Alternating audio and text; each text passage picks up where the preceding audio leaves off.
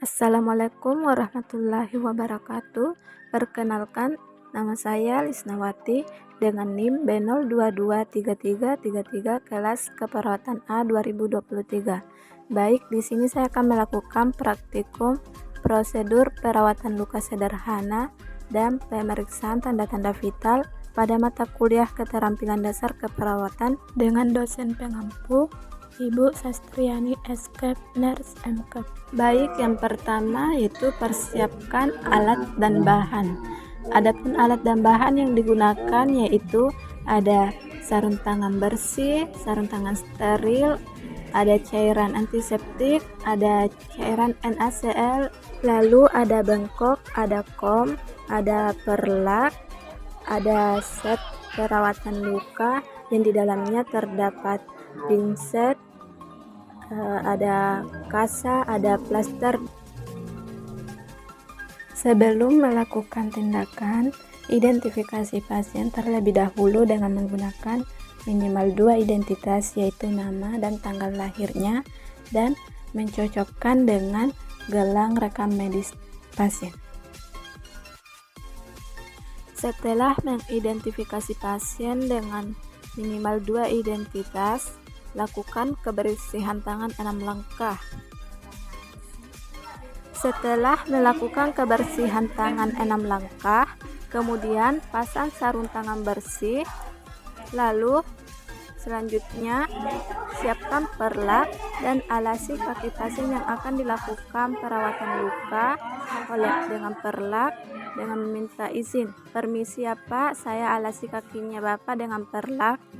Langkah selanjutnya yaitu siapkan bengkok dan letakkan di sisi pasien, kemudian ambil pinset, lalu buka luka pada pasien secara perlahan.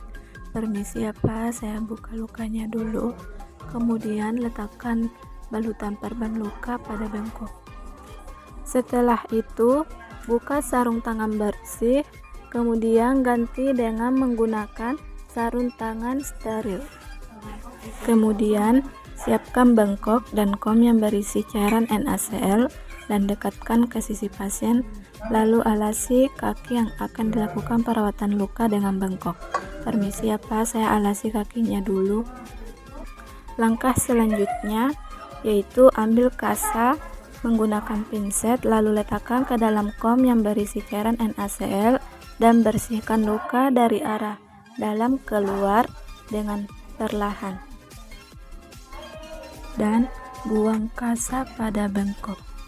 Langkah selanjutnya, ambil kasa, kemudian tutup luka dengan kasa sesuai permukaan luas lukanya. Jika lukanya luas, gunakan 3 kasa, kemudian plaster dengan menutupi seluruh area kasa yang menutupi luka. Langkah selanjutnya, rapikan alat dan pasien. Permisi Pak, saya rapikan alatnya dulu ya. Lalu buka sarung tangan, kemudian simpan sarung tangan pada bengkok. Langkah selanjutnya yaitu lakukan kebersihan tangan 6 langkah. Dan dokumentasikan prosedur yang telah dilakukan. Yang kedua yaitu pemeriksaan tanda-tanda vital. Permisi Bu, saya perawat Lisna yang bertugas hari ini mulai dari pukul 7 pagi sampai pukul 2 siang nanti. Baik Bu, di sini saya akan melakukan pemeriksaan tanda-tanda vital yang terdiri dari pemeriksaan tekanan darah, suhu, nadi, dan pernapasan. Tujuannya itu Bu, untuk mendeteksi adanya gangguan, kelainan, ataupun perubahan pada fungsi organ tubuh. Kontrak waktunya sekitar 5-10 menit. Apa Ibu bersedia? Iya, saya bersedia. Pertama, saya akan memeriksa tekanan darah Ibu. Tabe Bu, lengan bajunya saya ke ataskan dulu ya. Setelah itu, pasang manset tensimeter pada lengan pasien secara rapi dan tidak terlalu ketat. Pasang manset melingkari lengan atas di mana arteri brachialis teraba. Pasang manset 2-3 jari di atas siku.